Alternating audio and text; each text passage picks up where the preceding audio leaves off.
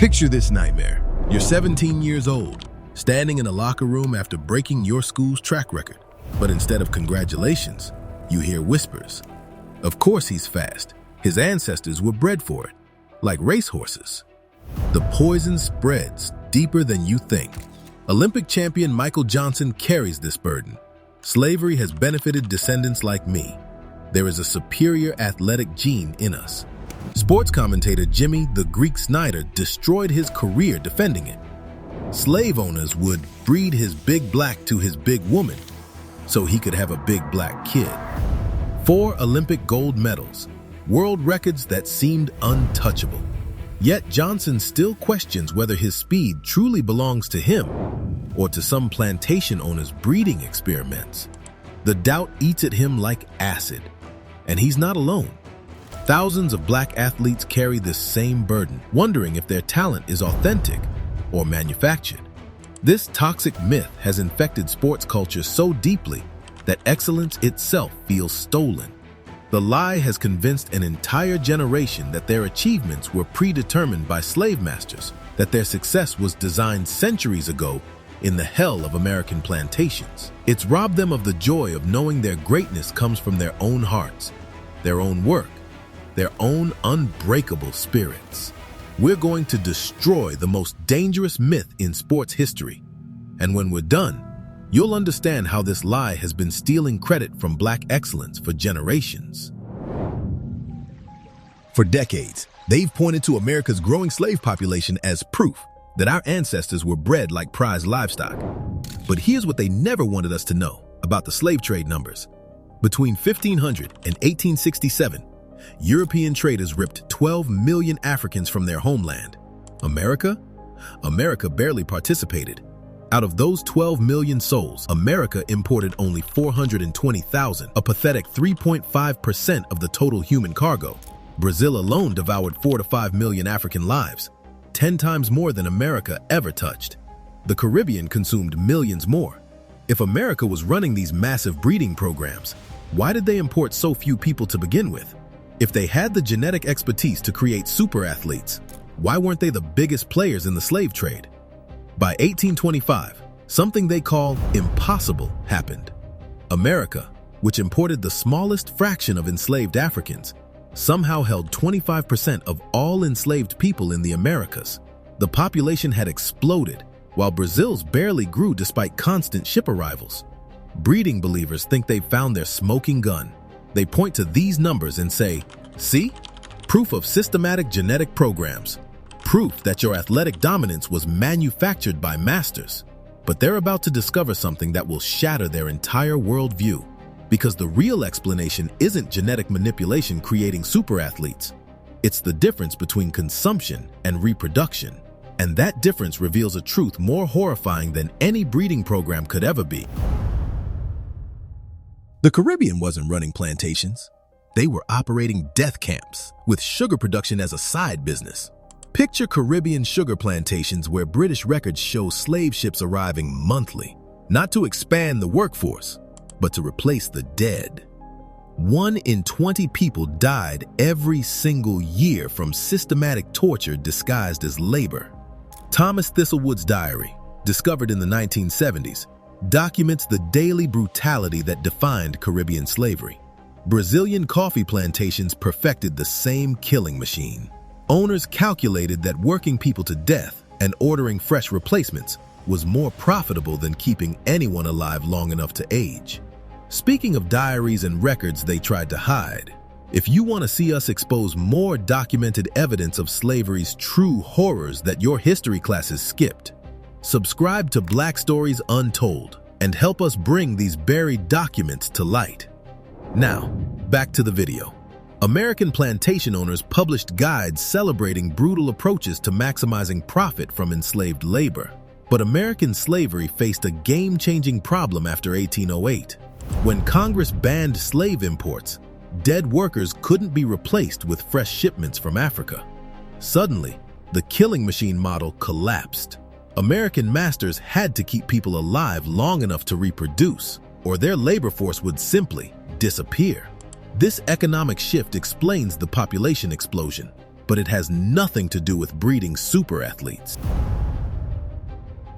After 1808, Richmond, Virginia transformed into America's human reproduction center. The slave-trading empire of Franklin and Armfield advertised breeding wenches in newspapers like livestock catalogs.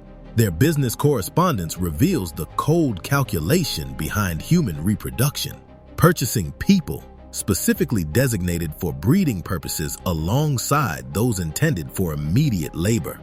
Walk through these breeding farms and witness the brutal reality. Former enslaved person William Wells Brown testified about Kentucky plantations with designated breeding men, like Big Bill, forced to impregnate women against his will. Henry Blake described how owners studied enslaved men like horses, confining them with women to produce more property. These individual cases of forced reproduction were real and horrific. But here's where the breeding myth crumbles. When historians spent decades analyzing thousands of plantation records, sale logs, and personal letters, they discovered something shocking. The evidence for systematic genetic breeding? Almost non-existent. Economists Robert Fogel and Stanley Ingerman, after combing through mountains of documentation, found very meager evidence of coordinated breeding programs. Most breeding efforts focused on one thing: quantity. Any baby increased the owner's wealth. Whether that child could someday break Olympic records was completely irrelevant to immediate profit calculations. The breeding farms were about making money, not making athletes. And the mathematical reality was about to make systematic breeding impossible. By 1860, over half of American slaveholders owned fewer than 5 enslaved people. You cannot run a genetic breeding program with one woman of childbearing age. It's mathematically impossible to conduct multi-generational genetic experiments when your entire breeding stock consists of a handful of people. But even large plantations faced a devastating economic contradiction. Their strongest, most physically impressive young men, the exact people you'd want in a breeding program, got sold away the moment they hit puberty. Why? Because prime teenage males were too valuable as immediate labor to waste on long-term genetic experiments. Historian David Bryan Davis delivered the final blow. Whatever selective breeding occurred under slavery was sporadic and unsystematic. It left no discernible genetic legacy distinct from the slave's African ancestry. That last part annihilates the entire myth. The athletic traits that create champions, explosive speed, power, agility, already existed in West African populations for thousands of years before slavery began. Modern genetic analysis proves African Americans are roughly 80% West Central African. There's no unique American slave genetic signature, because no systematic breeding ever occurred. So if systematic breeding never happened, and the athletic genes were already there, why does this lie persist? Because it serves a purpose that has nothing to do with genetics and everything to do with psychological control. The breeding myth makes one fatal assumption: that enslaved people were passive participants in their own genetic manipulation. The truth reveals something far more powerful. They fought back with everything they had. Women documented in plantation medical records secretly used cotton root as contraception, risking brutal punishment to prevent pregnancy. They practiced extended breastfeeding to suppress ovulation. Some sought dangerous operations from root doctors or chose infanticide rather than bring children into bondage. Harriet Jacobs hid in a crawl space for 7 years to escape her master's breeding demands. Solomon Bailey documented how people deliberately injured themselves to avoid forced reproduction. This wasn't submission. This was war, fought with the only weapons available. Even when slaveholders tried to force breeding, emotional trauma and resistance often reduced fertility instead of increasing it. The system was too chaotic, too fought against, too fundamentally opposed by its victims to achieve systematic genetic manipulation. The breeding myth erases this heroic resistance, pretending enslaved people were livestock instead of human beings who refused to cooperate with their own dehumanization. The truth about Black athletic potential was about to be revealed on the biggest stage in sports. Arthur Ashe had conquered Wimbledon in 1975 when tennis was supposedly too mentally demanding for Black players. Jesse Owens had embarrassed master race theories in 1936. Each breakthrough revealed the same liberating truth. Excellence was always there, waiting for opportunity. The athletic dominance we see today didn't come from breeding programs. It exploded when segregation barriers fell, revealing talent that had been suppressed for generations by systematic exclusion, not created by genetic manipulation. Black athletic excellence flows from three unstoppable sources that have nothing to do with slave breeding: ancient African genetic heritage, cultural investment in physical achievement, and the power that comes from overcoming systematic barriers. West Africa has produced elite athletes for thousands of years. The same genetic advantages that create Olympic champions in Jamaica, Nigeria, and Kenya live in African American communities. These traits evolved over millennia in African environments, not over 2 centuries in American plantations. When slavery ended and barriers began falling, Black communities channeled generations of suppressed potential into physical excellence. Sports became vehicles for proving humanity when society questioned it, creating cultural traditions of mentorship and achievement that no breeding program could manufacture. The concentration in certain sports reflects access patterns and community investment, not genetic programming. When barriers fall in previously excluded arenas, Black athletes excel there too. Tennis, golf, gymnastics, swimming. Excellence emerges wherever opportunity arrives. This is the truth that threatens the breeding myth. Black athletic dominance was never created by white genetic manipulation. It was always there, waiting for the chance to shine. Family, the breeding theory isn't just wrong. It's psychological warfare designed to steal credit from Black achievement while appearing to celebrate it.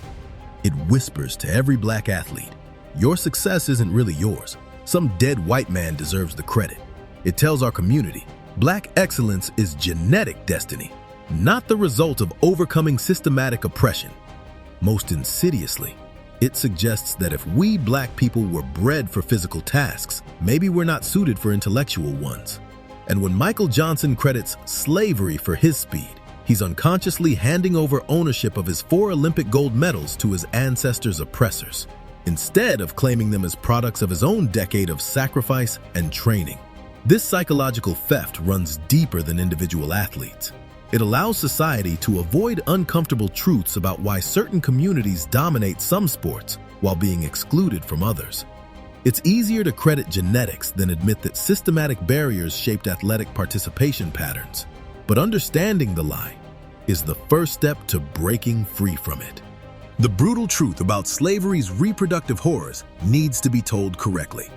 It produced more enslaved people for profit, not genetically enhanced athletes for glory.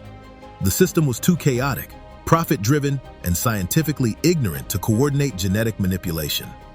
Individual acts of harm and coercion occurred within an economically motivated system focused on immediate wealth, not long-term athletic development. The next time someone tries to credit slavery for Black athletic dominance, you have the power to educate them. Michael Johnson's speed belongs to him and his African ancestors, not some imaginary breeding program. Serena Williams' power flows from her training and genetic gifts that predate slavery by millennia. Every Black athlete who's ever dominated earned that success through the same force that drives all true champions: the refusal to accept limitations imposed by others. If this video shattered a lie you've been carrying, if it gave you ammunition to fight back against myths that steal credit from Black excellence, then our mission is working. Subscribe to Black Stories Untold and share this truth with someone who needs to hear it. Help us destroy every lie they've built to diminish our achievements. Because the only way we defeat psychological warfare is by spreading the weapons of truth.